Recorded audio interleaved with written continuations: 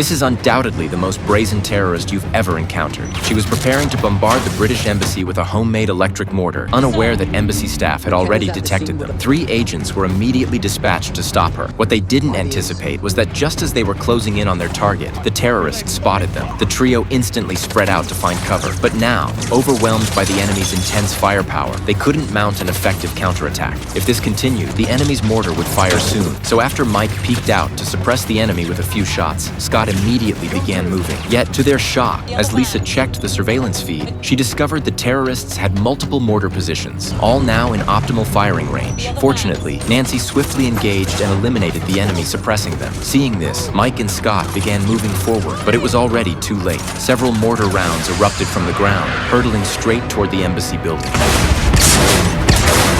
Incoming! As the shells landed, thick smoke filled the embassy interior. Lisa immediately alerted the perimeter team that 2 more launch vehicles were in position. Scott rushed to intercept them. Meanwhile, after a quick sweep, Mike and Nancy found no sign of another terrorist, but time was running out. Embassy staff began evacuating in droves. Mike and Nancy moved toward another mortar position, while Scott, during his own movement, spotted the 3rd mortar vehicle advancing. He immediately raised his rifle and opened fire, instantly killing the terrorist in the passenger seat. The vehicle kept moving, so Scott swiftly switched to his pistol and took out the driver.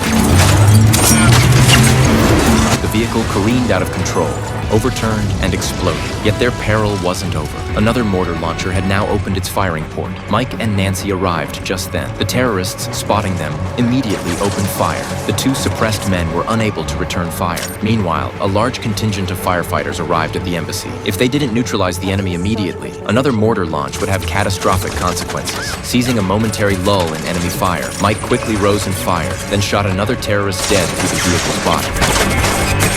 But as the terrorist fell, he managed to activate the firing mechanism. Multiple shells erupted from the ground, crashing into the embassy building once more. Instantly, the interior began collapsing, leaving the scene in utter chaos.